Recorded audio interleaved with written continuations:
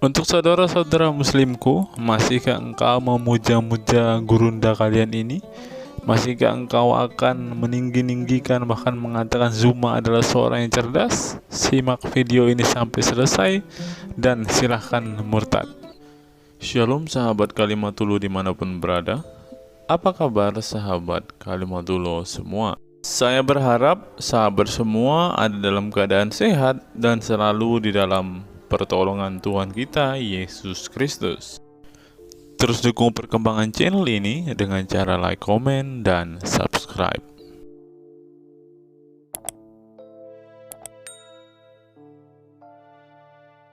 Sebelum kita masuk dan fokus membahas video kita hari ini, teman-teman, kita dengarkan kesaksian pujian dari Bang Kay dulu ya, teman-teman.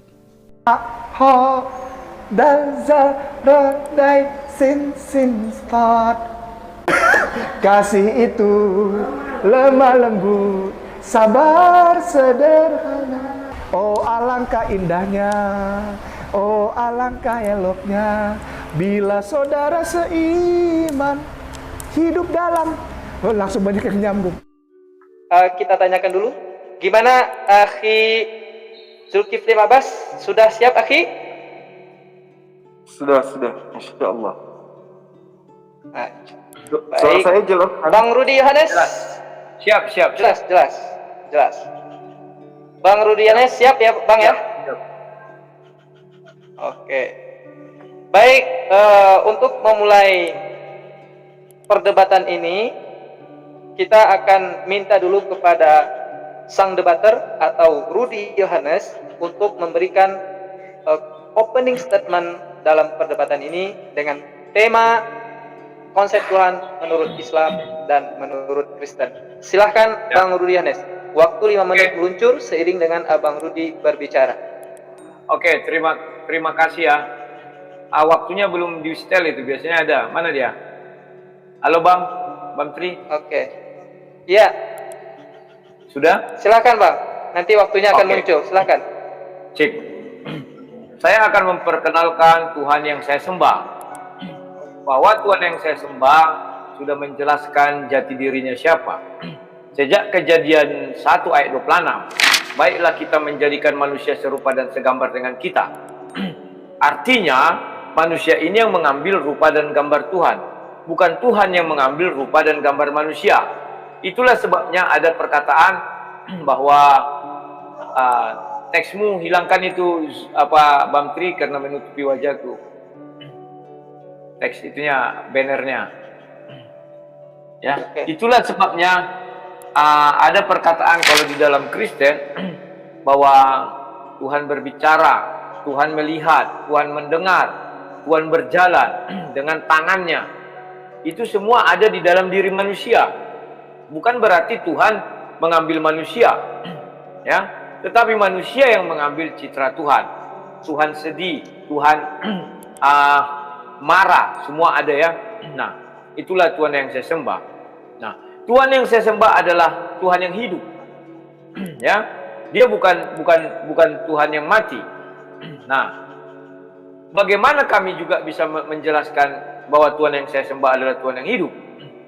Kita bisa melihat bahwa Tuhan yang saya sembah itu maha hadir, ada di mana saja. Bahkan sekarang di dalam diri semua, misalnya manusia di 1 miliar, di dalam diri 1 miliar itu Tuhan kami ada, kan? Dan bahkan sekarang diutus namanya Roh Kudus. Nah, kemudian yang menjadi sering problem adalah Yesus. Orang tidak paham bagaimana ketuhanan Yesus. Saya tidak akan pernah mundur dan tidak akan pernah lari dari Yohanes 1 ayat 1, Yohanes 1 ayat 14. Maka sering saya membuat perumpamaan. Pada mulanya adalah firman. Firman bersama-sama dengan Allah, maka firman adalah Allah. Zaman dahulu orang bertelepon, ya kan? Maka yang didengar adalah suara. Contoh, saya contohkan ya. Seperti ini. Ini anggaplah ini telepon. Hai Zul, saya bilang. Hai Bang Tri. Datang Bang Tri. Hai Bang Rudi. Kenapa kamu mengatakan saya Bang Rudi? Karena kamu mengakui suara saya itu adalah si Rudi sebagai pengganti wujud saya, ya kan? Demikian Musa, ketika mendengar suara Tuhan, dia pasti akan berkata, ya Tuhan, kapan Tuhan tidak ada. Kita memandangnya dari sudut Musa. Itulah sebabnya dikatakan firman Tuhan bersama-sama dengan Tuhan, maka firman itu adalah Tuhan. Demikian juga saya, ketika saya tadi berbicara begini, suara saya sedang bersama-sama saya ini. Maka si Bantri bisa mengatakan, ya Rudi. Kan demikiannya. Tidak dibilangnya, ya Zulkifli Mabas. Tidak, tapi Rudi. Kemudian, Tuhan Musa, Ulangan 18 ayat 18. Tidak mau lagi aku melihat engkau Tuhan, karena dia tidak sanggup melihat wajah Tuhan. Selama ini dia hanya mendengar suara Tuhan. Dia ingin melihat Tuhan bisa dilihat di dunia. Ulangan 16, 18. Ulangan 18 ayat 16, 18 itu ya. Maka Tuhan hadir di dalam dunia dalam bentuk siapa? Itulah Yesus Kristus. Yohanes 1 ayat 14. Bukan Tuhan itu yang langsung jadi manusia begitu ya sehingga surga kosong, tidak. Sama dengan ketika saya mengirim citra saya ke hadapan kalian. Bukan berarti kursi saya yang asli di pohon Natal ini kosong, tidak. Saya tetap ada, citra saya bisa sampai sama kalian. Demikian juga Tuhan, surga tetap ada. Yang diutus itu adalah firman menjadi manusia. Suara Tuhan menjadi manusia. Menjadi ya. Nah, bukan jadilah. Bedakan jadilah dengan menjadi. Itulah sebabnya Yesus mengatakan, aku berkata-kata bukan dari diriku sendiri. Sama seperti digital saya. Dia tidak pernah berkata-kata dari dirinya sendiri, tapi dari saya yang mengucapkan. Ya kan? Aku dan si Rudi adalah satu katanya. Tetapi perumpamaan saya ini memang masih memiliki keterbatasan. Tetapi saya bisa menjabarkan bahwa perumpamaan saya ini tingkat kecanggihannya sudah lumayan bagus. Apalagi tingkat kecanggihan Tuhan. Saya pernah menonton film Aurora yang dikirim ke hadapan si Zulkifli itu asli 3 dimensi. Begitu ditempeleng dia terasa sakit 3 dimensinya. Sementara saya yang jauh tidak sakit. Ya, itu udah lebih canggih lagi nanti pemikiran manusia. Apalagi Tuhan. Ya. Jadi Tuhan yang kami sembah adalah Allah yang hidup. Dia maha hadir, bisa kemana saja. Kalau dikatakan Tuhan yang kami sembah lebih kecil dari surga, ya. Kenapa? Karena Tuhan bertahta dalam kerajaan surga. Bukan berarti bentuk tubuh. Kemahakuasaan Tuhan bukan dilihat dari, wah berarti surga dong lebih besar dari Tuhan. Ya, namanya Tuhan dia di dalam surga. Tentu bisa dikatakan surga melingkupi, Tuhan berada di situ. Oke, sekian dan terima kasih. Oke. Waktu 5 menit dimanfaatkan dengan sangat baik oleh Bang Rudi Yohanes untuk opening statement. Selanjutnya, mari kita dengarkan pula opening statement dari Akhina Zulkifli Mabas. Siap, Akhi? Siap. Waktu meluncur seiring dengan Akhi berbicara. Silakan. Baik. Bismillahirrahmanirrahim. Sahabat-sahabat sekalian, ketika kita berbicara mengenai Allah, berarti kita berbicara mengenai Sang Khalik yang menciptakan alam semesta. Berarti kita bercerita tentang esensi atau pribadi atau zat daripada Allah itu sendiri. Nah, berbicara mengenai Sang Pencipta, berarti kita tidak bisa berbicara mengenai oknum yang bisa digambarkan dengan wujud, meskipun dia itu ada. Maka pada malam hari ini saya hanya ingin membahas salah satu sifat daripada Sang Pencipta itu adalah bagaimana kemudian kita memahami makna daripada sifat al-awwal dan al-akhir, az-zahir dan al-batin. Sahabat kalian, mengimani sifat-sifat Allah itu jelas merupakan salah satu rukun yang penting di dalam beriman kepada esensi Allah itu sendiri, yang mana memiliki 4 rukun. Yang pertama, beriman kepada eksistensi Allah. Yang kedua, beriman kepada rububiyah Allah. Kemudian beriman kepada uluhiyah. Dan beriman kepada asma wa sifat, yaitu nama-nama serta sifat-sifat Allah. Tidak bisa dibayangkan, sahabat-sahabat sekalian, jika seseorang yang ingin menyembah kepada Sang Pencipta tetapi tidak mengenal nama-nama dan sifat-sifatnya, ia bisa terjebak di dalam kesalahan fatal yang bisa mengakibatkan kecelakaan baik di dunia maupun di akhirat. Jadi orang yang beriman itu minimal tidak bisa sempurna di dalam beribadah ketika dia tidak mengenal daripada sifat minimal nama daripada Sang Pencipta tersebut. Sebagai contoh, seseorang yang menyangka bahwa Allah itu adalah Bapa. Bapa dalam arti kata esensi yang melahirkan oknum baru. Maka ketika ia memanggilnya dengan nama Bapa, Allah tidak akan memenuhi panggilannya. Karena Bapa bukan panggilan untuknya. Dan itu merupakan kekufuran bagi umat Islam. Contoh lain, seseorang menyangka bila Allah menyenangi suatu perbuatan tertentu, misalnya perbuatan yang dianggap Islami, padahal tidak ada contoh dari Rasulullah Muhammad SAW dan para sahabatnya, maka jelas itu adalah merupakan perbuatan yang dibenci dan buruk. Sebab Rasulullah Muhammad SAW sebagai pembawa ajaran Islam itu menerangkan ya, bahwa sesungguhnya sebaik-baiknya perkataan adalah kitabullah atau kitab Allah, yaitu Al-Quran. Dan sebaik-baiknya petunjuk adalah petunjuk Rasulullah Muhammad SAW. Sedangkan seburuk-buruknya perkara adalah perkara yang diada-adakan secara baru dalam sebuah agama. Oleh karena itu, amat penting artinya memahami persoalan asma wa sifat secara benar dan ikhlas, untuk kemudian tujuannya meningkatkan kebenaran serta bobot keimanan kepada Allah, hingga memperkecil kemungkinan terjerumus dalam penyimpangan-penyimpangan tentang wujud daripada Sang Pencipta itu sendiri. Di dalam nama-nama Allah yang perlu dipahami kemudian adalah Al-Awwal, Al-Akhir, Az-Zahid dan Batin, seperti yang saya katakan tadi. Jadi 4 daripada sifat ini, atau 4 di antara nama ini, ya, itu adalah merupakan nama-nama yang sangat indah. 4 nama ini lalu kemudian ditambah dengan nama Al-Alim, yang mana tersimpul dalam Al-Quran surah Al-Hadid ayat 3.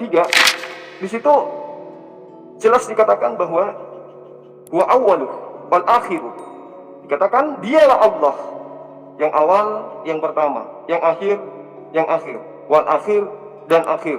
Al-Azahir, maksud saya al-akhir yang akhir, kemudian az-zahir yang atas atau yang zahir, dan al-batin yang paling batin, dan alim yang maha mengetahui terhadap segala sesuatu.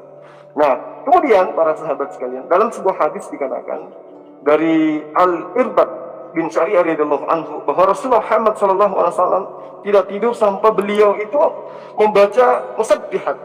Musabbihat ini adalah surat-surat yang diawali dengan sabbah, dan beliau Rasulullah Muhammad SAW bersabda kemudian di dalamnya terdapat satu ayat yang lebih baik daripada 1000 ayat.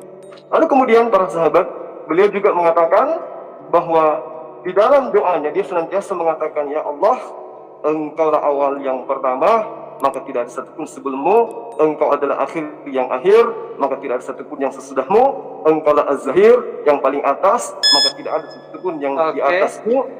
Oke. Baik. Terima kasih. Luar biasa, 5 menit dimanfaatkan dengan sangat baik oleh Akhi Zulkifli Mabas. Gimana Akhi? Oke, lanjut. Oke, 5 menit sudah dimanfaatkan oleh masing-masing debater. Selanjutnya kita masuk kepada sesi battle, di mana di battle ini ada 4 kali bertanya dan 4 kali menjawab dari masing-masing pihak. Baik, silakan 2 menit pertanyaan meluncur seiring dengan pertanyaan Bang Rudi meluncur. Silakan. Oke. Pertanyaan saya singkat saja. Tolong Zulkifli M. Abbas perkenalkan kepada kami apa sih firman Tuhan menurut Al-Quran. Ya. Apakah firman Tuhan itu suara Tuhan langsung atau bagaimana? Itu yang saya mintakan ya. Dan kalau itu suara Tuhan langsung, tolong jelaskan berasal dari mana? Apakah dari mulut? Apakah dari gelombang di tepuk tangan gini atau bagaimana jadi gelombang, kita nggak tahu ya. Tolong jelaskan apa firman Tuhan menurut Al-Quran. Silakan. Singkat aja. Baik. Pertanyaan singkat dari Bang Rudi Yohanes kita akhiri. Apa firman Tuhan gitu ya? Maksud firman Tuhan di dalam Al-Quran. Bang Zuma, pertanyaan sudah paham Bang? Iya. Baik. Silakan dijawab 7 menit meluncur seiring dengan Bang Zuma berbicara. Silakan. Baik. Di dalam Al-Quran jelas dikatakan bahwa Zalikal kitabu la raiba fihi hudal lil muttaqin. Jadi yang dimaksud firman Allah itu adalah kalamullah. Kalamullah itu adalah sifat yang melekat pada diri Allah, di mana sifat ini adalah kemampuan Allah untuk berkata-kata. Nah, kemudian sifat berkata-kata Allah ini yang kemudian yang menyebabkan Allah itu menyampaikan pesan kepada manusia. baik itu melalui perantaraan malaikat, ya, atau langsung terhadap utusan. Dalam arti kata langsung ini dalam arti kata Allah memperlihatkan kepada utusannya akan apa yang Allah kehendaki terhadap umatnya. Nah, jadi Allah ini sifat kalam dengan pengertian bahwa lawan kata dari kata bisu. Jadi Allah itu maha berbicara dalam arti kata Allah bukan esensi yang bisu. Allah maha berbicara sejak dahulu tanpa awal. Jadi dia itu adalah azali. Bukan seperti manusia atau seperti makhluk yang baru bisa berbicara setelah sebelumnya ketika bayi tidak bisa berbicara. Jadi Allah Subhanahu wa taala itu maha berbicara sejak dahulu tanpa awal dan terus menerus maha berbicara tanpa akhir. Dengan kata lain, sifat kalam yang adalah merupakan unsur daripada firman itu sendiri, ini merupakan pengertian semacam sifat zatiyah. Karena Allah Ta'ala itu terus menerus bersifat dengan sifat tersebut sejak dulu tanpa awal, yaitu azali, ya, tanpa awal dan seterusnya tanpa akhir, dan dia itu adalah abadi. Kalam dengan pengertian ini biasa disebut dengan jinsul kalam atau naulul kalam. Lalu kemudian yang kedua, sifat berbicara dengan pengertian sebagai lawan dari diam. Allah itu maha berbicara dalam arti kata dia tidak diam. Allah Ta'ala berbicara kapan saja Allah Ta'ala kehendaki, dengan bahasa apa saja yang Allah Ta'ala kehendaki, dengan topik apa saja yang Allah kehendaki, dan dengan siapa saja Allah kehendaki dari makhluknya. Kapan Allah Ta'ala berbicara dengan Musa alaihissalam? Yaitu misalnya ketika Allah Ta'ala berkehendak untuk berbicara dengan Musa. Nah, dan sebelum Musa alaihissalam itu ada, Allah Ta'ala telah berbicara kepada orang-orang sebelumnya, nabi-nabi sebelumnya. Jadi kalam Allah Ta'ala dengan pengertian kedua ini yang saya katakan tadi, itu sesuatu yang baru, namanya muhdas, ya, tidak qadim dia, karena Allah Ta'ala berbicara dengan topik tertentu, misalnya berbicara dengan kalimat A, setelah sebelumnya tidak berbicara. Jadi Allah itu memiliki sifat, yang mana sifat itu adalah al-kalam itu sendiri. Dan ketika, saya ngambil contoh, dan ketika Nabi Musa dalam surah Al-Araf ayat 147, ya, di situ ketika Allah datang untuk munajat dengan kami, ya, dalam firman itu dikatakan ketika Musa datang untuk bermunajat kepada Allah, maksudnya gitu, pada waktu yang telah kami tentukan, dan Tuhan kemudian telah berfirman kepadanya. Itu di dalam ayat ini Allah Ta'ala mengatakan bahwa dia berbicara kepada Nabi Musa alaihissalam dengan isi pembicaraannya tertentu ketika Musa alaihissalam datang pada waktu yang telah ditentukan. Dengan kata lain, sifat kalam dengan pengertian semacam ini termasuk sifat fi'liyah, karena perbuatan Allah Ta'ala berupa berbicara tersebut tergantung dengan kehendak masyiah daripada Allah Ta'ala itu sendiri. Jika kemudian Allah Ta'ala berkehendak, maka Allah Ta'ala berbicara, dan jika Allah Ta'ala tidak berkehendak, maka Allah tidak berbicara. Nah, kalam dengan pengertian ini kemudian disebut di dalam ajaran Islam disebut dengan afradul kalam atau ahadul kalam. Lalu kemudian saya simpulkan bahwa dalam masalah kalamullah itu biasa disebut kadibun nau atau hadits ahad, di mana artinya dulu tanpa awal, dan nau artinya jenis. Artinya Allah Ta'ala itu maha berbicara dalam arti tidak bisu, dan Allah Ta'ala sejak dahulu tanpa awal itu maha berbicara, dan seterusnya tanpa akhir. Allah tidak bisu. Jadi sifat kalam Allah bukanlah sifat yang baru bagi Allah, tidak seperti sifat makhluk. Seperti makhluk yang dituhankan misalnya tidak dapat berkata-kata dari dirinya sendiri, tetapi apa yang disampaikan adalah apa yang diperintahkan oleh sang yang mengutusnya untuk dia katakan dan dia sampaikan. Nah, sehingga pemahaman ini disebut kemudian jinsu kalamil qadimun, jenis kalam Allah, yaitu lawan dari bisu yang saya katakan tadi, qadim. Nah, sedangkan yang saya katakan tadi haditsul ahad itu perkara baru. Ahad kurang lebih dari arti satuan kalam. Ini adalah merupakan masing-masing firman atau kalimat yang kemudian diucapkan atau difirmankan oleh Allah Ta'ala, yang mana ini adalah merupakan perkara baru, karena Allah Ta'ala baru berbicara setelah Allah Ta'ala menghendaki untuk berbicara. Dengan kata lain, ketika saya diam, bukan berarti saya bisu, tetapi ada kemampuan pada diri saya untuk berkata-kata, dan itulah yang disebut dengan al-kalam pada diri Allah. Jadi ketika Allah ingin menciptakan, ingin menyatakan keberadaannya, maka dia cukup dengan berkata. Untuk mengajarkan manusia bahwa dia itu ada, maka cukup dia berkata. Dan dengan berkatanya dia, maka tercipta apa yang dia kehendaki. Kun fayakun. Nah, dari situlah kemudian, dari proses ciptaan demi ciptaan inilah kemudian, maka manusia mengenal bahwa Allah itu ada, meskipun mata manusia tidak mampu melihat secara langsung. Baik. Waktu sudah habis 7 menit. Luar biasa jawaban dari Akhi Zulkifli Mabas, seperti biasa dengan dalil-dalil yang memukau yang membuat kita terkagum-kagum. Selanjutnya, pertanyaan pertama dari Akhi Zuma untuk sang debater Bang Rudi. Silakan Akhi, 2 menit waktu Anda untuk bertanya kepada Bang Rudi. Sudah siap pertanyaannya? Untuk Bang Rudi, saya tertarik dengan paparan Anda tentang konsep yang Anda paparkan mengenai Sang Pencipta menurut konsep Kristen. Saya hanya ingin bertanya seperti ini. Apakah Sang Pencipta yang mengutus para nabi itu pernah menjadi mayat? Silakan. Oke, baik. Pertanyaan sangat ringkas, padat ya. Sudah jelas pertanyaannya, Bang Rudi? Halo, Bang Rudi? Oke, saya cukup jelas mendengarkan semuanya. Oke, cukup jelas. Silahkan Bang Rudi, 7 menit waktu Anda untuk menjelaskan dari pertanyaan Bang Zuma. Waktu meluncur sering dengan Bang Rudi berbicara. Silahkan. Ya. Pertama, saya akan menjelaskan Tuhan yang saya sembah itu adalah Allah yang hidup. Saya bukakan, sebentar, ini saya share screen.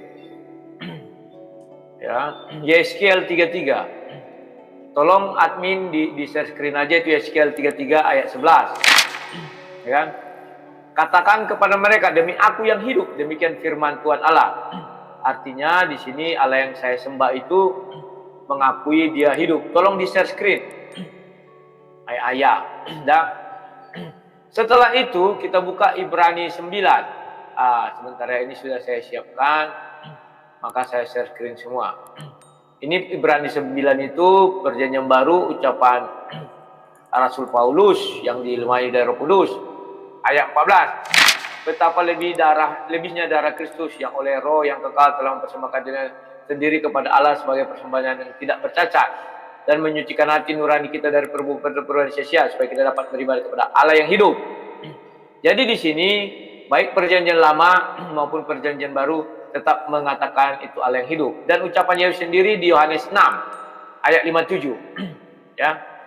Karena koneksi agak putus-putus, biar saya bacakan. Yohanes 6 ayat 57. Sama seperti Bapa yang hidup mengutus aku. Jadi Yesus itu mengatakan bahwa Bapa atau Tuhan yang kami sembah itu adalah Allah yang hidup. Nah, pertanyaan si Zulkifli, apakah Tuhan yang kami sembah itu pernah menjadi mayat? Kan demikian. Saya berkata bahwa Tuhan yang saya sembah tidak pernah menjadi mayat. Sekalipun kalian ada ayat mengatakan bahwa Yesus mati di kayu salib. Dan yang menurut pandangan saya bahwa kematian Yesus di kayu salib atau itu tidak adalah sesuai dengan Yohanes 10 ayat 17 sampai 18. Aku memberikan nyawaku untuk menerimanya kembali. Yang dimaksud di situ seperti kita melihat orang tidur. Hanya itulah cara yang bisa kita jelaskan. Jadi Yesus tidak mati tapi tidur. Nah, ayat ini diperkuat lagi dengan sebentar ya. Ini nih. Matius. Nah, kita bukakan ayatnya. Kalau bisa kian cepat. Matius 12 ayat 40. Sebab seperti Yunus tinggal di dalam perut ikan 3 hari 3 malam. Demikian juga anak manusia akan tinggal di rahim bumi 3 hari 3 malam. Jadi bahwa Yesus tidak pernah mati. Yang terjadi bagaimana? Kalau saya jelaskan, sisi kuburan itu ada 2. Sisi luar, itulah sebabnya di Bible itu dijelaskan secara detail bentuk kuburannya. Bentuk kuburannya tidak seperti kita sekarang. Katakan ini tanah, dikubur di bawah tanah. Ini misalnya mayat itu dikubur di bawah tanah. Tetapi dia seperti jenis goa, sehingga ada ruang di situ, sehingga ketika ditutup kita nggak tahu apa yang terjadi di dalam goa, ya kan? Dan orang luar tidak tahu apa yang terjadi di dalam goa, ya. Sehingga saya katakan Yesus seperti Nabi Yunus. Ketika Nabi Yunus dilempar dari kapal, maka datang ikan menyambar. Dari atas kapal, orang mengira bahwa Yunus sudah mati ditelan ikan, maka mereka meninggalkan. Karena kalau sudah dimakan, mana bisa lagi hidup, ya kan? Itu logika berpikir manusia. Tetapi faktanya, Yunus memberitakan setelah dia dimuntahkan, dia memberitakan kepada orang bahwa dia tidak mati, malah berdoa di dalam perut ikan. Ya kan? Demikian juga Yesus. Yesus tidak mati. Ketika kubur ditutup, orang tidak tahu apa yang terjadi. Dia bangun. Yohanes 10 ayat 17 dan 18. Aku memberikan nyawaku untuk menerimanya kembali. Ini hanya bisa kita buat gambarannya ketika orang tidur.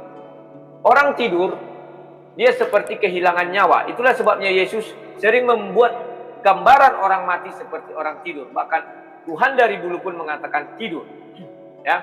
Dia menerimanya kembali, bangun dia, suka-suka dia tidak mati. Demikian juga Yesus tidak mati, karena sama seperti nubuatan Nabi Yunus katanya, itu harus digenapi, ya. Saya tertarik dengan pernyataan Zulkifli bahwa Tuhan yang dia sembah berbicara katanya, geng. Dan suara itu adalah firman. Firman itu katanya Alfa dan Omega, yang tidak berawal dan tidak berakhir. Dialah awal segalanya, ya kan? Maka Yohanes 1 ayat 1 jelas mengatakan firman bersama-sama Allah, maka firman adalah Allah. Terserah Zulkifli mau menerima apa tidak. Tetapi yang mau saya jelaskan di sini bahwa surah Al-Ikhlas di ayatnya yang keempat, dan tidak ada sesuatu yang setara dengan dia. Ternyata Allah itu kalau kita lihat dari keterangan Zulkifli bersuara dan dia tidak bisu. Sama dengan saya dong. Saya bersuara, saya tidak bisu. Dan Zulkifli tadi mengatakan sama seperti Zulkifli. Dia bisa diam. Kalau dia ingin berbicara, dia bisa berbicara. Hanya perbedaannya kata Zulkifli, apa yang diucapkan Allah itu jadi maka jadi.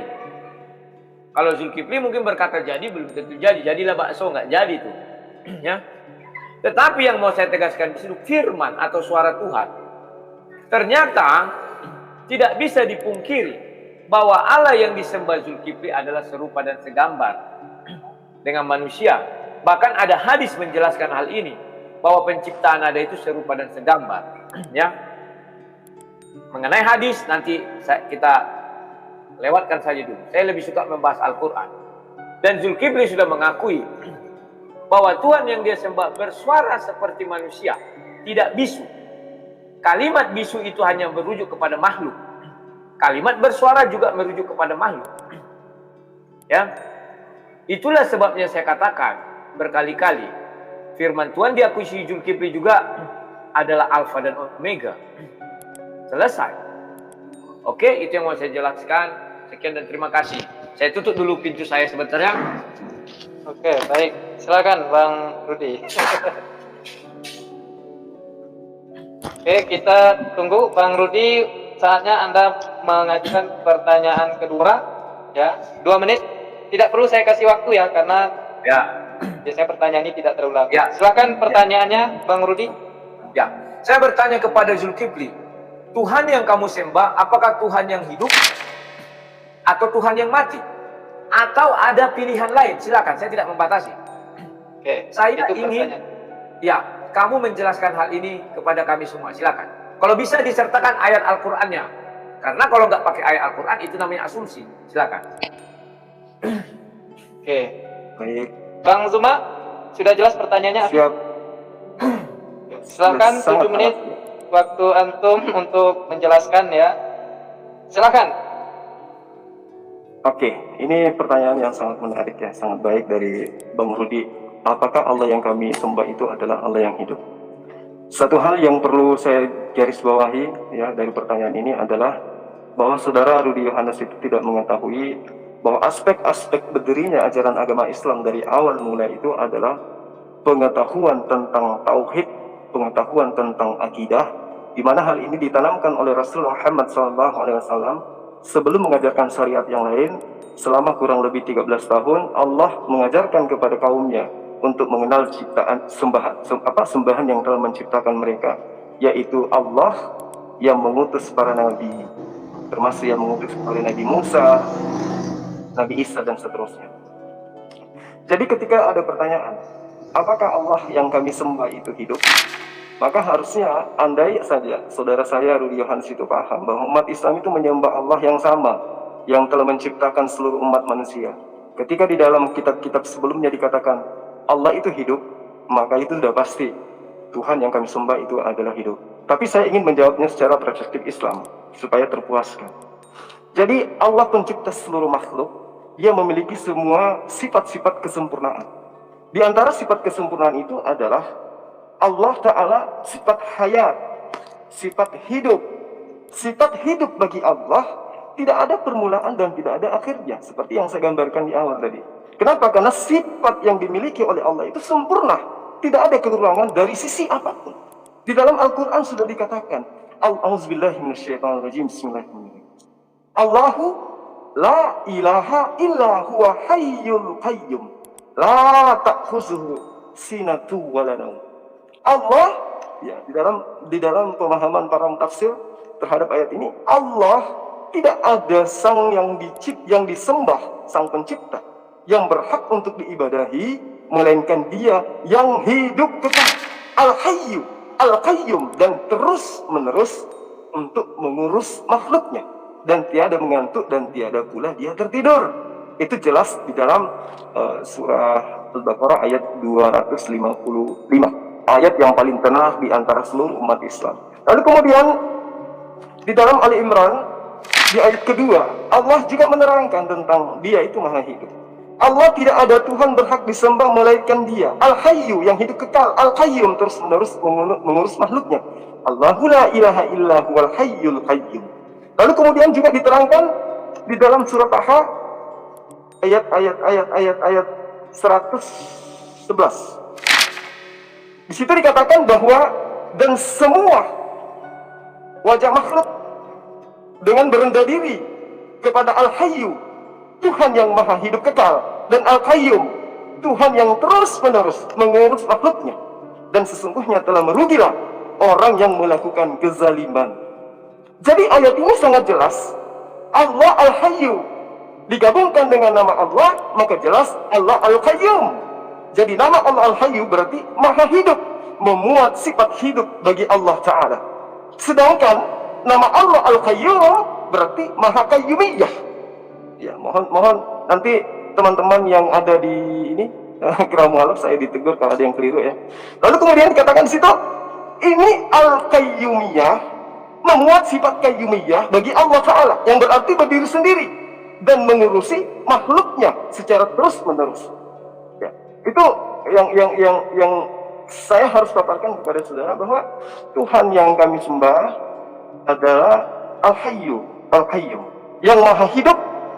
Bagaimana mungkin kemudian Dia bisa menciptakan kalau Dia itu mati? Bagaimana mungkin Dia bisa disebut Tuhan kalau Dia itu mati, tidak maha hidup? Jadi kalau ada Tuhan yang pernah mengalami mati meski sedetik, itu bukan Tuhan, itu makhluk. Itu makhluk. Tidak ada akal sehat yang bisa menerima sang pencipta pernah mati meski sedetik.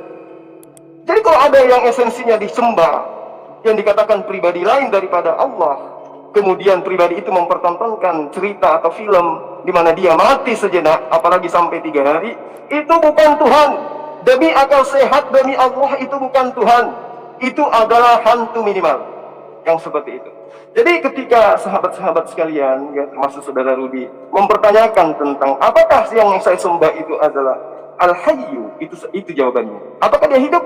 Jelas Dia memiliki sifat Al-Qayyum, Al-Hayyu yang maha hidup dan kekal selama-lamanya untuk mengurus makhluknya. Lalu kemudian berapa menit lagi? 1 1,5 menit lagi. Di dalam sebuah hadis, ya, dikatakan begini, dari Umar bin Murrah, beliau berkata, aku mendengar Bilal bin Yasir bin Sa'id berkata, bapakku bercerita kepadaku, dan kakekku dia mendengar Rasulullah Muhammad SAW bersabda, barang siapa, ya, kata Rasulullah, barang siapa mengucapkan astagfirullah, aku memohon ampun kepada Allah, tidak ada yang berhak diibadahi selain dia, Al-Hayyul Qayyum, yang maha hidup, yang maha qayyumiyah, aku bertobat kepadanya, diampuni dosanya walaupun dia pernah lari dari medan perang. Ada beberapa dalil, ada beberapa hadis yang sahihah yang menerangkan bahwa Sang Pencipta yang disembah oleh Musa, Abraham, Ishak dan Yakub itu adalah Sang yang maha hidup, yang mustahil mati meskipun hanya sedetik sekalipun. Ya, kembali yang saya katakan tadi, sifat Allah al-awwal, al-akhiru, dan seterusnya, itu adalah merupakan rangkaian-rangkaian daripada sifat-sifat yang dimiliki oleh Sang Pencipta. Dia awal, dia tidak memiliki akhir, dia tidak memiliki awal, tetapi dialah segala-galanya. Tidak ada yang mendahulinya, tidak ada yang akhir setelah dia. Maka kembali kepada dia maha hidup, dia maha kekal. Terima kasih. Baik, jawaban yang sangat tegas dan menggelegar, ya, membuat kita semua terkesima, ya, termasuk Bang Rudi sepertinya. Baik, waktu habis sayang sekali. Selanjutnya Akhi Zuma untuk bertanya kepada Bang Rudi Yohanes. Silakan, Bang. Baik, saya kali ini bertemu dengan seorang debater yang sangat jujur, ya, sahabat saya, Bang Rudi, yang mengatakan Yesus itu tidak mati. Artinya ketika diimani Yesus itu tidak mati, berarti dia tidak bangkit. Ketika Yesus itu tidak bangkit, berarti dia menebus dosa. Ketika tidak menebus dosa, maka saatnya Kristen gulung tikar. Karena konsep daripada kekristenan itu berdiri di atas fondasi Tuhan datang dalam rupa manusia, dibunuh, mati, menyerahkan nyawanya, ya, lalu kemudian bangkit pada hari ketiga untuk menebus dosa-dosa manusia. Kalau itu Anda pungkiri, satu, Anda berada di kubu saya, tidak mengimani Yesus itu mati.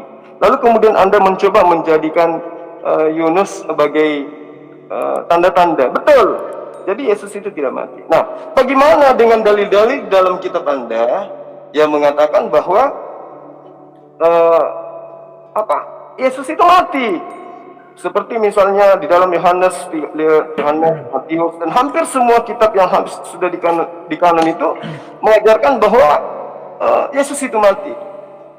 Dan Anda akan diserang sama Kristen-Kristen lain ketika Anda mengatakan Yesus itu mati. Maka pertanyaan saya kembali adalah, apakah Tuhan itu yang mengutus Musa, yang disembah oleh para Bani Israel, itu pernah menjadi mayat?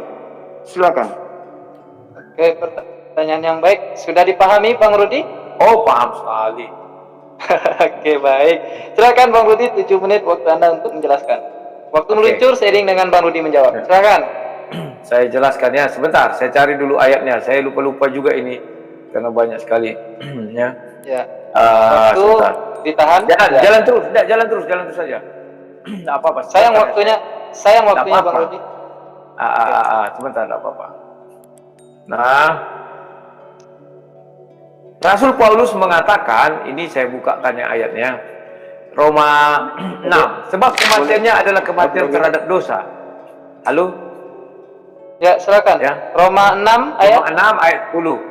Sebab kematiannya adalah kematian terhadap dosa, satu kali dan untuk selama-lamanya, dan kehidupannya adalah kehidupan bagi Allah.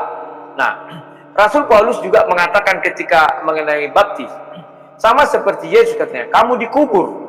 Ketika dibaptis itu diperumpamakan seperti dikubur, ya, dan kamu bangkit hidup kembali dengan lahir baru. Pertanyaannya, apakah kita betul-betul mati? Tidak. Baptis itu dijelaskan Rasul Paulus sama dengan kematian Yesus. Arti bangkit di situ tidak harus dibunuh mati baru bangkit, tidak. Karena Yesus sudah mengatakan sendiri, ya, bahwa aku menyerahkan nyawaku untuk menerimanya kembali.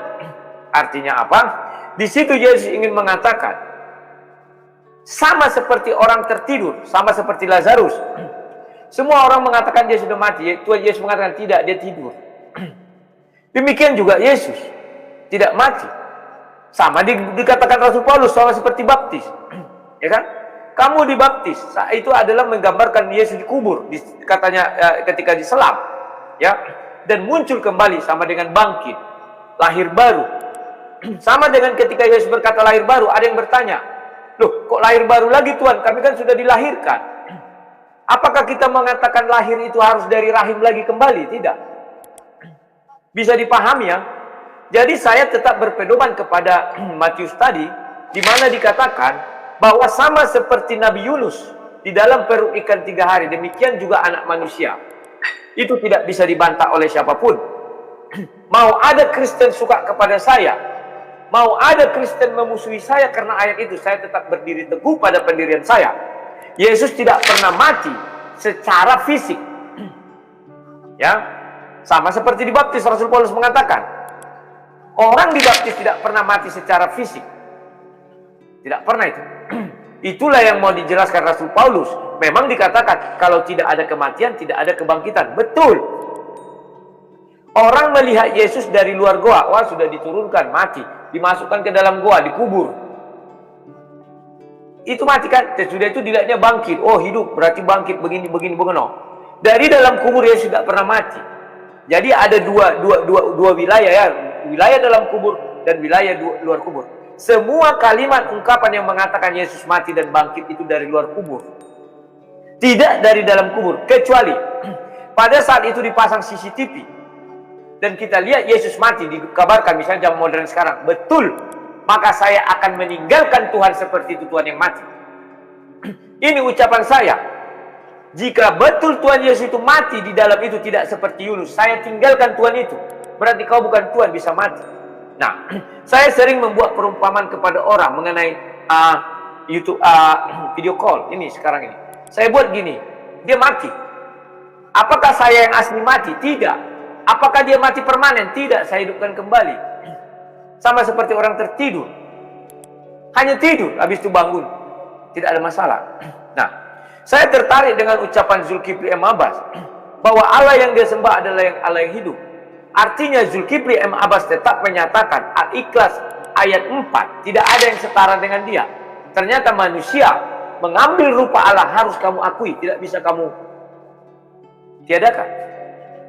Saya tidak mengatakan pencipta ini, saya ingin mengetahui ternyata bahwa Allah yang kamu sembah adalah memberi rupanya kepada manusia, bahwa manusia yang diciptakan serupa dan segambar dengan Allah. Berarti kebenaran itu di Kejadian 1 ayat 26 tidak bisa terbantahkan oleh siapapun. Mau kamu bilang Allah itu adalah zat, silakan. Tetapi pada intinya kamu sudah mengakui bahwa Allah yang kamu sembah adalah Allah yang hidup. Hidup itu hanya ada diberikan kepada makhluk, makhluk hidup dan makhluk mati. Tidak ada yang lain. Dan sifat itu kamu bilang ada pada Allah, dan itu ada pada manusia juga. Manusia memiliki sifat hidup dan sifat mati. Lebih hebat manusia, bisa hidup bisa mati. Kan demikian kalau kita bilang dua sifat ini. Tetapi kamu bilang hidup, Al-Quran juga menjelaskan semua yang memiliki jiwa atau sumber kehidupan itu adalah jiwa. Itu sebabnya di surah Maryam ayat 17 dikatakan Allah mengutus roh kami, katanya, kepada Maryam. Mengapa Allah mengakui dia memiliki roh? Yohanes 6 ayat 63 tidak terbantahkan bahwa rohlah yang menghidupkan. Bible itu adalah kitab suci paling sempurna menurut saya. Ya, selain saya memang masih mempercayai, saya kan lagi mencari bahwa Al-Quran juga kitab paling sempurna, tidak diedit-edit, tidak terjemah, paling lengkap. Dan si Zul malam ini sudah membuktikan bahwa Allah yang dia sembah itu serupa dengan makhluk yang dia ciptakan. Tidak boleh dibantah. Itulah sebabnya Bible Kejadian 1 ayat 26 mengatakan, baiklah kita menjadikan manusia serupa dan segambar dengan kita. Itulah sebabnya isi Alkitab menjelaskan bahwa Tuhan Maha mendengar, terserah bentuk pendengarannya bagaimana kita nggak tahu. Tetapi dia mendengar seperti manusia mendengar. Dia bersuara, artinya suara yang keluar atau gelombang yang keluar memiliki arti. Sama seperti kita manusia, terserah bagaimana cara mengeluarkan suaranya kita nggak tahu. Karena kita tidak pernah melihat wujud Tuhan. Dia maha melihat, sama seperti manusia melihat. Terserah bagaimana bentuk mata atau bentuk penglihatannya, tetapi dia melihat. Ya Jul, terima kasih.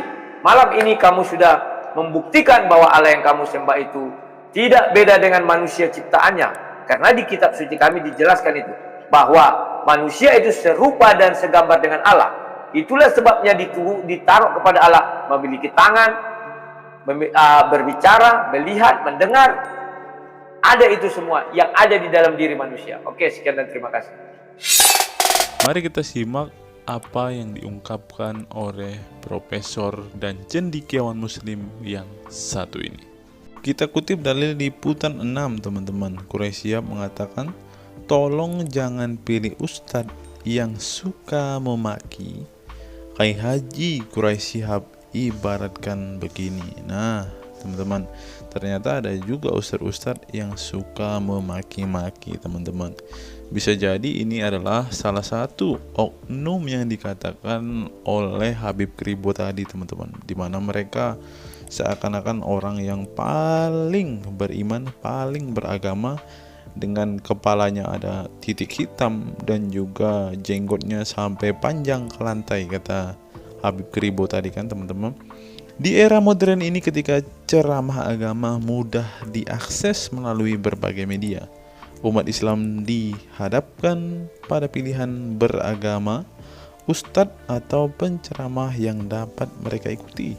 Namun tidak semua pendakwah menggunakan cara yang sejuk dan penuh hikmah dalam menyampaikan pesan agama.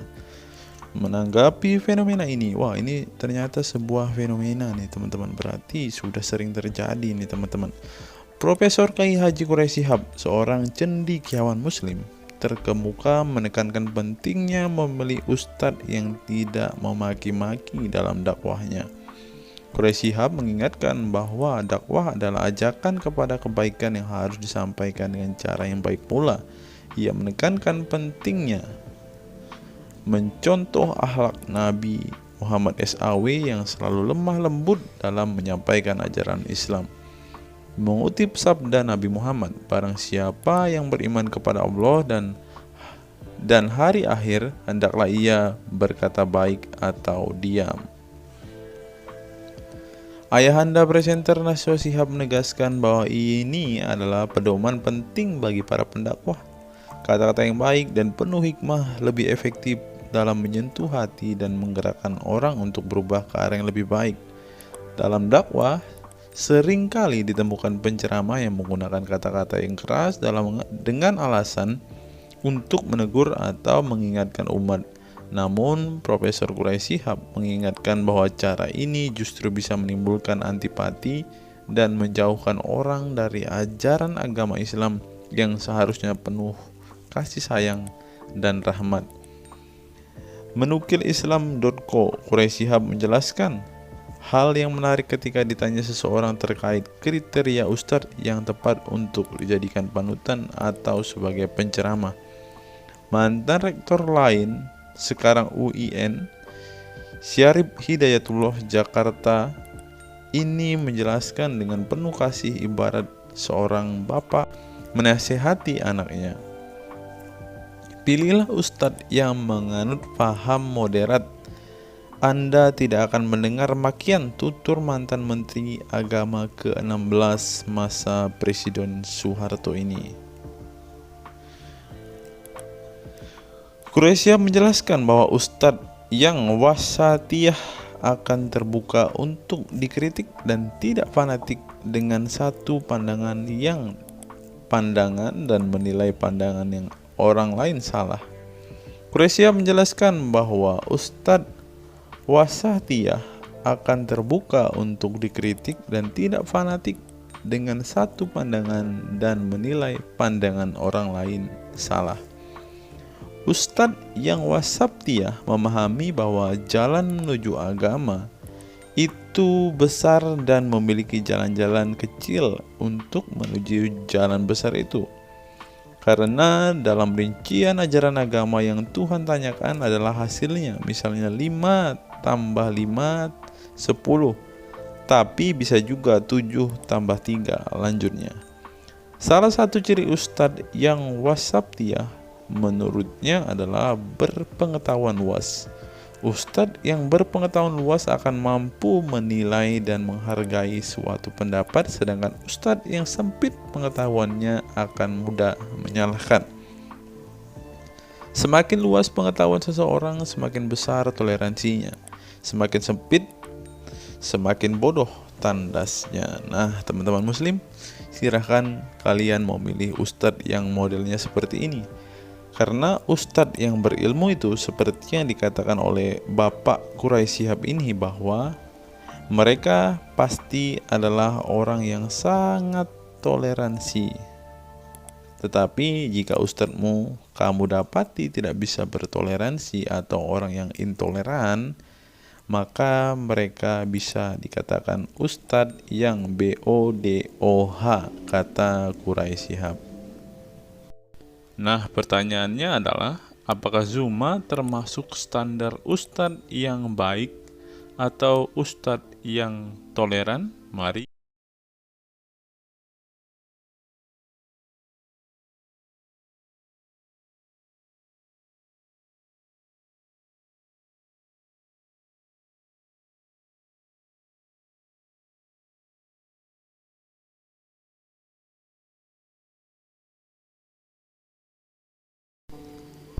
Google, mengapa Rasulullah disebut sebagai nabi penutup? Apa alasannya? Alasannya mengapa Nabi SAW disebut Rasul terakhir adalah karena Allah SWT telah menunjukkan langsung sebagai penutup para nabi dan rasul. Hal ini tercantum dalam Al-Quran yang merupakan firman Allah. Di sini dituliskan, mengapa Muhammad atau Nabi SAW disebut Nabi terakhir? Mari kita baca ya.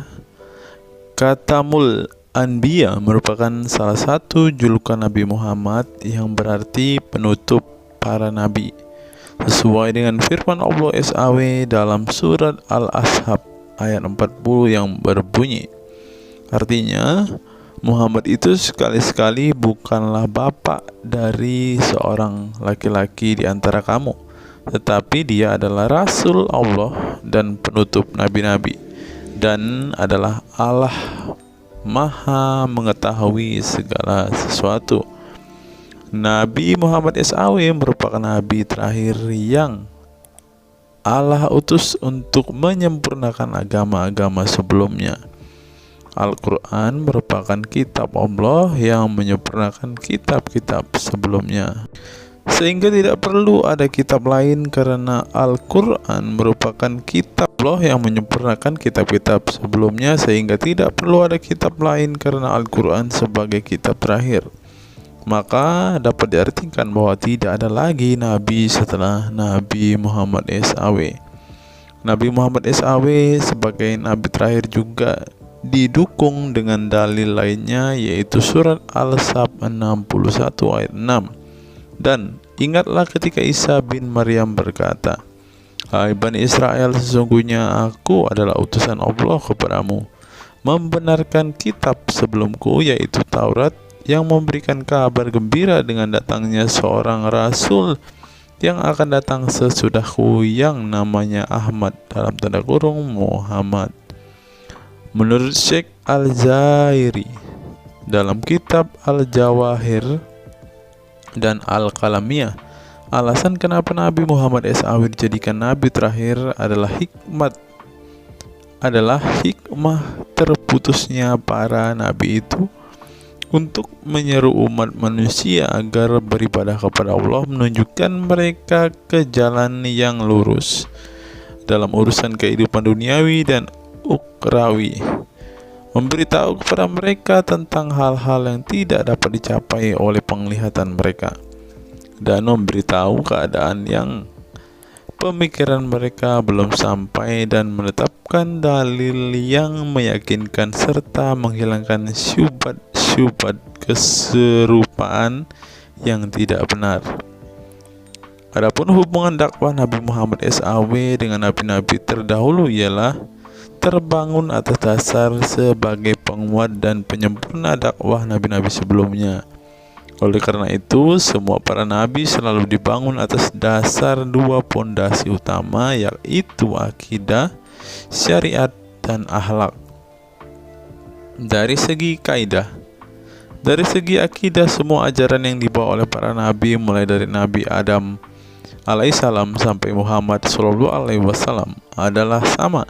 Tidak ada beda antara nabi satu dengan nabi yang lainnya. Semuanya mengajarkan keimanan terhadap keesaan Allah SWT, yaitu dengan membersihkan dari segala sifat yang tidak layak baginya, dan mengimani adanya hari kiamat serta adanya surga dan neraka. Maka dari itu, semua para nabi menyerukan kepada kaumnya masing-masing antara dasar iman kepada Allah, dan semua para nabi setelahnya saling membenarkan ajaran yang telah dibawa oleh para nabi sebelumnya. Adapun dari segi syariat yang mengatur tatanan kehidupan masyarakat dan individu terhadap perbedaan dalam metode dan kuantitasnya antara satu nabi dengan yang lain. Hal itu disebabkan karena syariat tersebut dalam ranah pelaksanaan, bukan sebuah pengabaran seperti akidah. Perkembangan zaman dan perbedaan bangsa yang satu dengan bangsa yang lainnya turut mempengaruhi syariat mereka satu sama lain. Diutusnya satu nabi itu adalah khusus untuk umatnya pada waktu itu, bukan umum untuk semua manusia. Sebuah hukum syariat terbatas dalam ruang lingkup yang sempit sesuai dengan umatnya pada waktu itu secara khusus. Nah, dari bagian pertama ini kita mengetahui teman-teman mengapa Rasulullah ini dikatakan sebagai nabi penutup, karena Rasulullah juga mengajarkan kepada keesaan Allah, teman-teman. Nah, seperti yang terus di sini. Semuanya mengajarkan keimanan terhadap keesaan Allah SWT, yaitu dengan membersihkan dari sifat segala yang tidak layak baginya dan mengimani adanya hari kiamat dan adanya surga dan neraka. Salah satu alasan mengapa Rasulullah disebut sebagai nabi penutup adalah ini, teman-teman. Mari kita lihat fakta berikutnya. Menurut kumparan, teman-teman, alasan mengapa Rasulullah SAW disebut nabi terakhir, teman-teman. Mari kita simak ya. Saya berharap teman-teman tidak bosan mendengar setiap fakta-fakta yang kita bukakan ini, karena dengan melihat fakta-fakta ini setidaknya kita belajar, teman-teman, dan dapat memaklumi mengapa sih saudara-saudara muslim kita itu sangat-sangat menjunjung tinggi Rasulullah, teman-teman. Mari kita simak. Nabi Muhammad SAW adalah nabi yang ke-25 dalam Al-Quran. Sebagai umat Islam, kita diwajibkan mempercayai bahwa tidak ada rasul lain setelah kematian Nabi Muhammad SAW. Sebenarnya, mengapa Nabi SAW disebut rasul terakhir? Bukan tanpa alasan Allah SWT memilih Nabi Muhammad SAW sebagai rasul terakhir, sehingga kita dilarang untuk mempercayai bahwa adanya rasul setelah Nabi Muhammad SAW meninggal dunia, bahkan sampai memiliki cara pandang berbeda dengan beliau.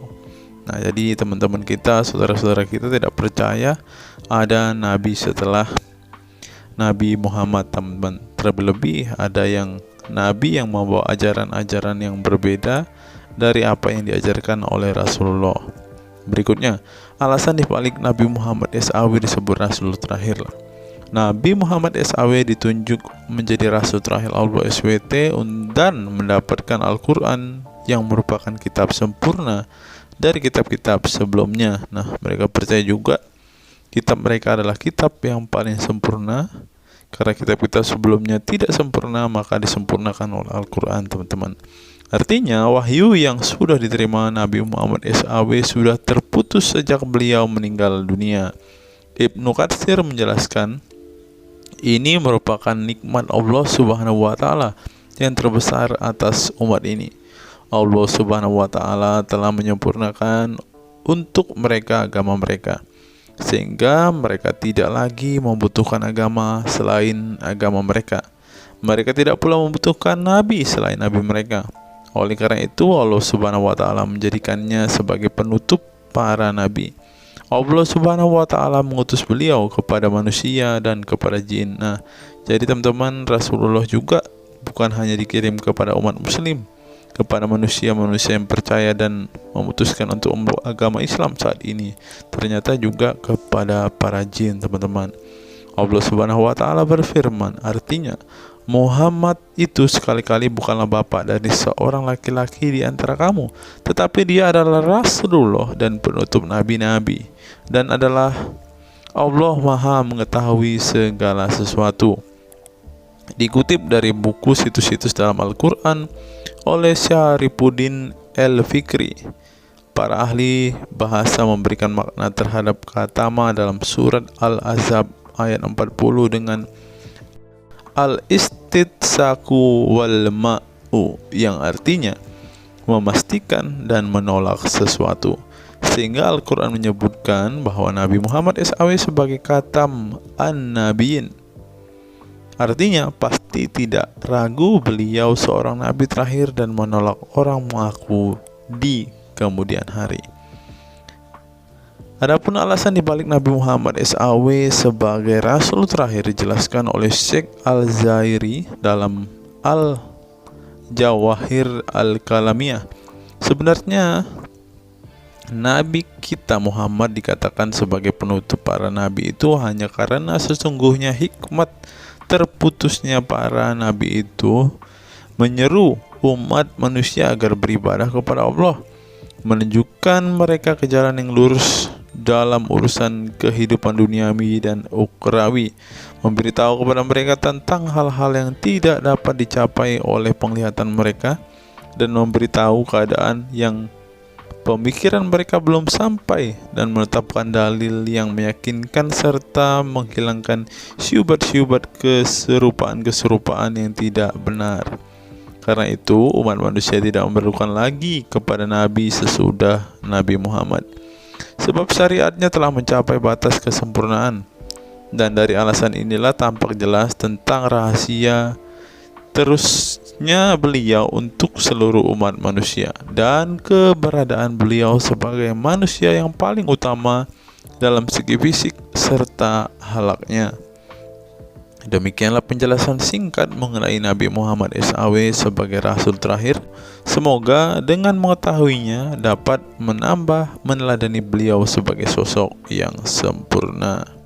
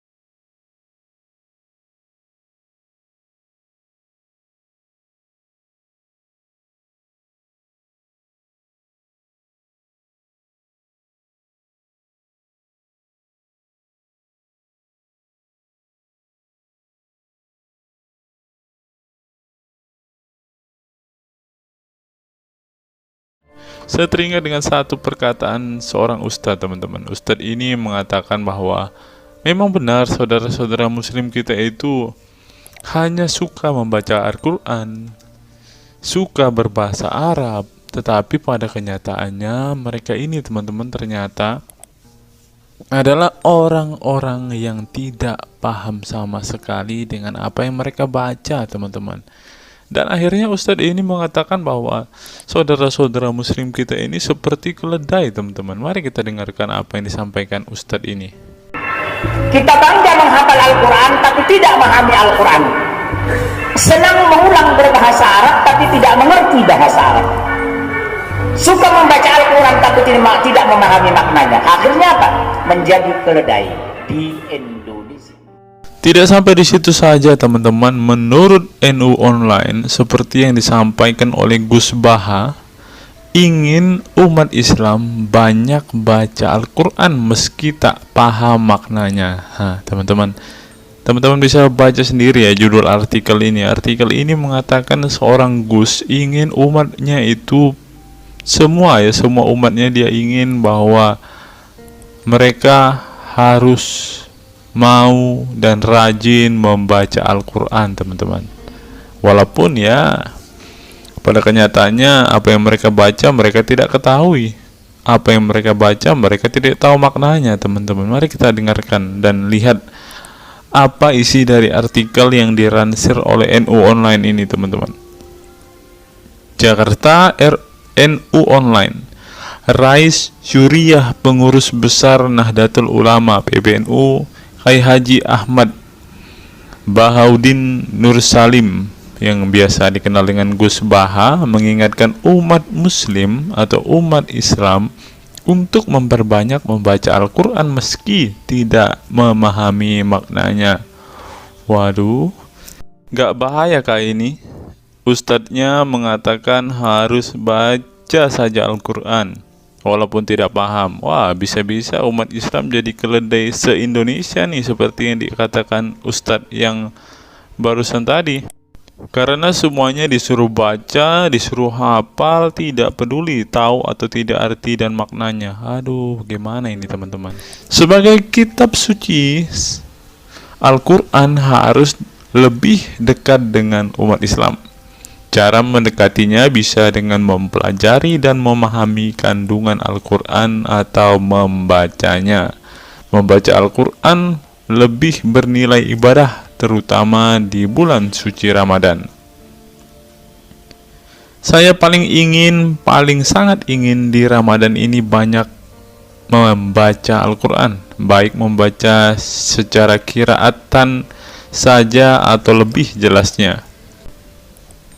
Sebagaimana dikutip NU Online dari akun YouTube Santri Gayeng. Menurut Gus Baha, membaca Al-Quran tidak harus menunggu paham arti dan tafsirnya. Sebab membaca Al-Quran dari huruf ke huruf sudah bernilai ibadah. Meskipun seorang yang membacanya itu tidak paham arti dan maknanya. Terlebih ketika membaca dan kemudian menjadikan isi Al-Quran sebagai bimbingan hidup. Gus Baha mencoba melogikakan orang yang membaca Al-Quran tetapi tidak memahami maknanya. Ia menjelaskan ketika seseorang membaca Al-Quran dan tidak paham maknanya, maka seseorang itu hanya menyibukkan diri dengan kalamullah. Hal ini menurut Gus Baha sesuatu yang baik. Tetapi Ustadz yang tadi mengatakan kalau hanya bisa membaca tetapi tidak ngerti maknanya, mereka sama dengan keledai di Indonesia. Nah, sekarang umat muslim bingung nih harus ngikutin yang mana, mau jadi keledai atau hanya menjadi pembaca tetapi tidak tahu apa-apa nih. Lanjut, teman-teman. Efek dari kesibukan dengan kalamullah itu pasti tidak melakukan maksiat. Tetapi kalau kita melihat ya, kalau ada satu contoh kasus yang terjadi di pesantren kemarin kan, teman-teman, di artikel yang kita baca sebelumnya, bahwa kejadian atau hal yang bersangkut paut dengan maksiat ini terjadi di dalam pondok pesantren, teman-teman. Bagaimana ini Gus Baha? Kalau Anda mengatakan bahwa ketika orang sibuk dengan membaca Al-Quran dengan kesibukan membaca kalamullah dan bisa terhindar dari melakukan hal-hal maksiat, tapi kok di pondok pesantren malah terjadi maksiat nih Gus Baha, bagaimana ini? Lanjut, saya beri contoh, meskipun membaca saja dan tidak paham artinya, itu tetap baik. Ada orang yang semalaman itu duduk bersama keluarga, ngobrol ringan tentang masa lalu, cerita lucunya atau lucunya anaknya. Pada malam itu ditulis oleh malaikat bahwa keluarga ini tidak maksiat, tidak dugem, tidak narkoba, dan tidak ke tempat maksiat, jelasnya. Gus Baha mengatakan keberkahan dari seorang muslim atau muslimah menyibukkan diri bercengkrama bersama keluarga, asik guyon dengan teman dan tetangga adalah tidak melakukan maksiat dan tidak macam-macam, apalagi jika saat itu membaca Al-Quran. Hal ini sesuai dengan kajian ilmu usul fikih yang dipelajari Gus Baha dari Al-Makfurlah Kiai Haji Maimun Zubair. Dia menegaskan bahwa di antara kebaikan agama Islam adalah meninggalkan itu adalah pekerjaan yang tidak butuh modal. Gus Baha menjelaskan, apabila seseorang ingin mendapat pahala sholat, maka harus sholat. Kalau ingin mendapat pahala haji, maka harus haji. Namun ada kebaikan yang tidak perlu modal, yaitu meninggalkan kemungkaran. Caranya cukup meninggalkan hal-hal yang dilarang Allah. Cara meninggalkan kemungkaran bisa dengan bercengkrama dengan keluarga, baca Al-Quran, bercanda dengan teman, dan hal positif lainnya. Sehingga kalau ada orang yang tanya, kenapa baca Al-Quran meskipun tidak paham itu dapat pahala? Satu, karena itu kalamullah. Kedua, sebagai kebaikan itu adalah meninggalkan kemaksiatan. Meninggalkan itu bisa dilakukan dengan hal-hal mudah. Ini pentingnya ngaji. Saya ngaji usul fikih dengan Kiai Haji Maimun, abahnya Gus Yasin, katanya. Gus Baha mengaku sejak kecil ia sudah terbiasa membaca dan mempelajari Al-Quran, bahkan hingga saat ini. Kebiasaan Gus Baha mempelajari Al-Quran yang berlangsung puluhan tahun ini membuatnya memiliki kecintaan yang mendalam dengan kitab suci yang diturunkan kepada Nabi Muhammad itu. Ia juga membaca banyak literatur klasik maupun modern untuk memahami Al-Quran. Kemudian melakukan diskusi dengan banyak pakar Al-Quran dari berbagai daerah dan negara tentang berbagai tema. Tetapi syukur-syukur bacanya Al-Quran itu paham. Artinya paham sesuai dengan kapasitas masing-masing. Saya mulai kecil hingga sekarang masih ngaji Al-Quran, masih belajar, juga masih terus mencari ilmu. Ucap pengasuh pondok pesantren Tahfidzul Quran LP3 IA Rembang, Jawa Tengah itu.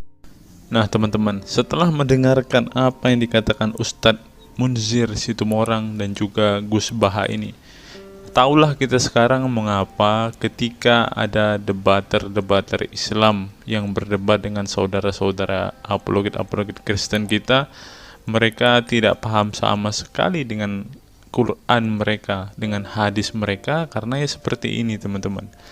Membaca Al-Quran, menghafal Al-Quran itu adalah sebuah ibadah bagi kepercayaan mereka teman-teman.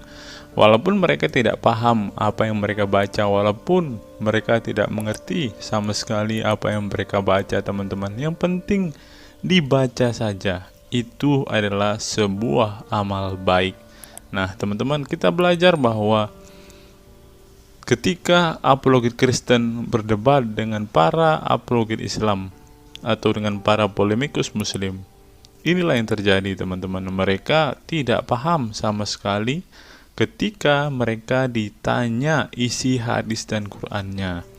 Karena pada intinya atau pada kenyataannya, seperti pengakuan dua ustadz ini tadi, bahwa memang benar umat muslim itu hanya senang membaca, hanya suka membaca hanya suka mengimani tetapi tidak paham sama sekali dengan apa yang mereka baca dan imani, teman-teman. Sebagai contoh, teman-teman, kita kalau melihat perdebatan antara Gurunda Zuma dengan apologet-apologet Kristen ya, ketika Zuma ditanyakan ayat-ayat Al-Quran atau hadis-hadisnya, Zuma pasti tidak pernah menjelaskan ayat dan hadis itu, teman-teman. Alasannya ya kita tahu ya, sekarang ternyata memang Zuma pun ternyata hanya hafal, hanya suka membaca tetapi tidak paham dan tidak mengerti sama sekali dengan apa yang mereka baca dan hafalkan, teman-teman. Ya, jadi kita bisa ambil kesimpulan bahwa orang-orang model seperti ini sama seperti keledai di Indonesia, seperti yang diungkapkan oleh Ustadz Munzir Situmorang tadi, teman-teman.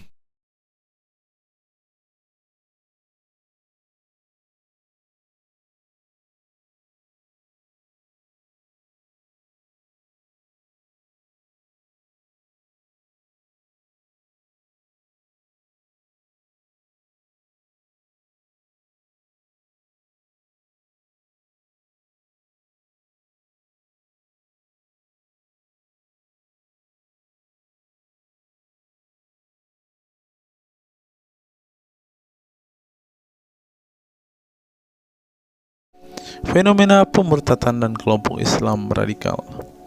Sejumlah sarjana Islam mengemukakan hukuman seorang murtad adalah hak prerogatif Tuhan, bukan wewenang manusia. Masalah pemurtadan selalu menjadi isu penting dalam sejarah wacana keislaman. Dalam Islam, tindakan atau sikap seseorang muslim meninggalkan agama Islam, baik dengan perkataan maupun dengan perbuatan, disebut dengan ridah atau irtidad dalam bahasa Arab. Dan orang muslim yang melakukan tindakan ini disebut murtad. Nah, seperti yang dikatakan oleh Yakut tadi, teman-teman, dengan mengatakan toa itu seperti gonggongan anjing, dia sudah murtad, teman-teman. Itulah sebabnya saudara-saudara muslim menganjurkan dia untuk istighfar dan mengucapkan 2 kalimat syahadat kembali. Lanjut. Seorang dikatakan murtad belum tentu mereka pindah atau konversi ke agama baru. Bisa juga mereka kemudian memilih untuk tidak beragama, menjadi sekuler, ateis, agnostik, dan lain sebagainya. Masalah pemurtadan ini bukan hanya diskursus dan fenomena eksklusif dalam Islam saja, tetapi juga dalam agama-agama lain ya. Ada banyak pendapat di kalangan sarjana muslim tentang status ridah dan bagaimana seharusnya memperlakukan seorang murtad. Ada yang berpendapat ridah adalah masalah kepolitikan, bukan masalah teologi keagamaan, sehingga orang yang keluar dari Islam murtad tidak perlu dikenai hukuman apapun, termasuk hukuman pembunuhan. Karena itu akan bertentangan dengan doktrin Islam dan Al-Quran yang menggaransi kebebasan bagi seseorang untuk beriman dan beragama atau tidak beriman dan tidak beragama. Bagi mereka, sejarah hukuman pembunuhan bagi orang-orang yang keluar dari Islam lebih mengacu pada fenomena dan alasan sosial politik belaka. Dengan kata lain, kata murtad bagi mereka mengacu pada pengertian pembangkangan politik ketimbang pemberontakan teologis. Tak ada konsensus mengenainya. Tetapi ada pula yang berargumen bahwa masalah pemurtadan adalah masalah teologi keagamaan, sehingga orang yang mendeklarasikan diri keluar dari Islam harus dihukum bunuh seperti yang dipraktikkan oleh generasi Islam pasca wafatnya Nabi Muhammad. Menariknya, sejumlah sarjana Islam terkemuka, baik klasik maupun kontemporer, baik Sunni maupun Syiah, sebut saja seperti Muhammad bin Ahmad al-Saraki, Abu al-Walid al-Baji, Ibrahim al-Naqi, Ibnu al-Human, Buharuddin al-Mahinani, hingga Ali Goma, Husin Ali Mutazir, Zafir Ahmad Gamidi, dan Torik Ramadan menyatakan tidak ada konsensus dari para ulama tentang hukuman bunuh bagi seorang murtad. Mereka juga menegaskan bahwa hukuman seorang murtad adalah hak prerogatif Tuhan, bukan wewenang manusia. Nah, sekarang kalau kita melihat ada seorang ustadz mengatakan, siapa namanya itu, Abdul Somad bilang, bagi yang murtad darahnya halal. Nah, gimana ya dengan Abdul Somad ini, teman-teman? Dia sudah tidak menghidupi apa yang diajarkan oleh pendahulu-pendahulunya, teman-teman. Lanjut, masalah sejarah dan fenomena pemurtadan dalam Islam ini dengan baik dikupas oleh Abdullah Said dalam Freedom of Religion, Apostasy and Islam, atau Taha Jabir Al-Wani dalam Apostasy in Islam, A Historical and Scriptural Analysis. Tulisanku ini tak bermaksud membahas secara lebih dalam dan detail tentang pemurtadan ini, tetapi ingin menyajikan sejumlah fenomena pemurtadan di kalangan masyarakat Islam kontemporer, di mana banyak orang-orang yang memilih keluar dari Islam bukan lantaran menghadapi peliknya masalah teologi keislaman misalnya, melainkan dikarenakan telah muak menyaksikan perilaku Islam itu sendiri, khususnya kalangan muslim ekstremis. Nah, ini juga yang buat saudara-saudara kita muslim murtad, teman-teman. Nggak tahu ya Abdul Somad termasuk orang yang Islam atau muslim yang ekstremis atau enggak ya, karena dia bilang siapa yang murtad darahnya halal. Bisa jadi Somad salah satu Islam ekstremis. Berikutnya, faktor trauma. Bagi kelompok Islam militan konservatif, pemurtadan adalah tindakan haram dan kaum murtad harus dibunuh. Tetapi mereka tidak menyadari bahwa banyak kaum Islam yang memilih menjadi murtad justru karena mereka trauma dengan perilaku brutal kelompok radikal Islam itu sendiri. Lihat misalnya penuturan sejumlah mantan muslim dalam buku Living Islam, Apostate Speak Out, yang diedit oleh Ibnu Warak, nama samaran, seorang pensiunan Islam kelahiran Rajkot, India. Dalam buku yang sangat provokatif ini, sejumlah ex-muslim bersuara keras memberi kesaksian tentang kebobrokan perilaku kelompok muslim radikal di negara-negara yang mayoritas berpenduduk muslim seperti Pakistan, Bangladesh, Aljazair, Iran, Afghanistan, dan lain sebagainya.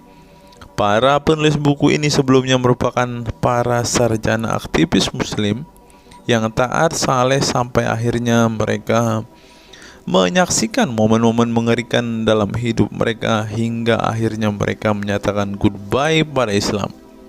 Lihat teman-teman, mereka ini adalah saksi keekstriman Islam, teman-teman. Kini mereka memilih menjadi Kristen, agnostik, ateis, humanis, sekularis, free thinker, dan lain sebagainya. Setelah mendeklarasikan dari emoh pada Islam, mereka kemudian pada umumnya memilih tinggal di Barat, khususnya Amerika Serikat, Kanada, Eropa Barat, dan Australia. Karena kalau mereka tinggal di Arab ya pasti dipenggal, teman-teman. Sebagai suaka baru mereka dengan pertimbangan satu, masalah ketidakamanan jika mereka tinggal di negara asal mereka, sebab seorang yang pindah agama dihukumi murtad dan mereka itu bisa dibunuh. Nah, benar apa yang saya katakan tadi kan, teman-teman. Yang kedua, lantaran di Barat ada jaminan soal kebebasan beragama. Nah, kalau di negara asal mereka hanya satu agama, teman-teman. Kalau mau meluk agama lain ya siap-siap dipenggal karena darahnya halal. Inilah ajaran Islam yang asli. Berikutnya, buku yang ditulis oleh kaum murtad ini penting untuk disimak sebagai kritik tajam atas tindakan radikalisme agama yang dilakukan oleh, meminjam istilah Muhammad Said Asmani, kelompok ekstrim yang sering menebarkan kekerasan dan kebencian dalam menyampaikan pesan-pesan keagamaan tanpa disadari bahwa perilaku sadis dan barbar mereka telah menyebabkan sebagian umat Islam frustasi dan kehilangan kepercayaan terhadap agama mereka, kemudian memilih hengkang dari Islam. Ini menunjukkan bahwa masalah pemurtadan atau proses konversi tidak semata-mata masalah teologi keagamaan, tetapi juga sosial, politik, dan ekonomi. Itulah yang dialami Ibnu Warraq, Ali Sina, Anwar Saik, Faisal Muhammad, Syarek Malik, Samia Libini, Abul Qasem, dan masih banyak lagi. Semula mereka adalah para pemeluk Islam saleh yang kemudian memilih keluar dari agama ini setelah mereka mengalami dan menyaksikan peristiwa tragis dalam sejarah hidup mereka. Simak misalnya penuturan Ali Sina dalam Why I Live Islam, My Passage from Faith to Enlightenment. Ali Sina yang masih keturunan Ayatollah Iran ini menuturkan pengalaman getir hidupnya menyaksikan serangkaian horor di negaranya Iran. Dia mengatakan sejak Ayatollah Khomeini berhasil menggulingkan diktator Shah Reza Pahlavi pada tahun 1979, segera ia mengganti ideologi sekuler negara dengan ideologi Islami yang tunduk sepenuhnya pada otoritas Khomeini. Masih menurut Ali Sina, alih-alih ingin menegakkan kedaulatan Tuhan, dalam praktiknya yang terjadi justru penegak kedaulatan Khomeini, di mana melalui agen rahasianya yang bernama Saza Mene Ate Laat Fa Amniate Keskharar, yang disingkat Sefak, dia dan para pendukungnya menghancurkan siapapun yang tidak mau tunduk pada otoritas politik keagamaannya, termasuk bekas sekutunya. Maka pada saat Imam Khomeini berkuasa, kata Sina, nyawa pun menjadi sangat murah. Ribuan orang Irak dibunuh sebagai efek perang teluk antara Iran-Irak. Ribuan pengikut Bahai Faith disiksa dengan tuduhan murtad, dan ribuan penduduk Iran yang menolak otoritas politik dan agama sang imam dipenjara. Nasib kaum perempuan lebih tragis lagi. Sebelum dibunuh, mereka diperkosa oleh tentara syariat dengan alasan sebagai imbalan pembangkangan kepada sang Ayatollah sekaligus tiket menuju surga. Ngeri teman-teman, tiket menuju surga. Peristiwa tragis semasa rezim Khomeini ini membuat Ali Sina trauma dan kehilangan kepercayaan terhadap Islam sehingga ia memilih murtad. Sekarang ia mendirikan Faith Freedom Foundation untuk mengadvokasi orang-orang yang ingin meninggalkan Islam. Selain Ali Sina, pengalaman getir juga dialami oleh Abul Qasem Bangladesh, Syarek Malik Pakistan, Anwar Saik Pakistan Bertain, Nadia dari Maroko, Samia Libina dari Tunisia, Azad dari India, dan masih banyak lagi. Setelah mengalami dan menyaksikan sejumlah peristiwa tragis kekerasan agama yang dilakukan kaum muslim radikal di negara mereka, mereka kemudian hijrah ke iman yang baru. Memang tidak bisa dipungkiri di negara-negara berbasis Islam itu telah terjadi sejumlah peristiwa sadis yang dilakukan sekelompok rezim muslim militan dan kaum radikal agama demi ambisi politik kekuasaan mereka.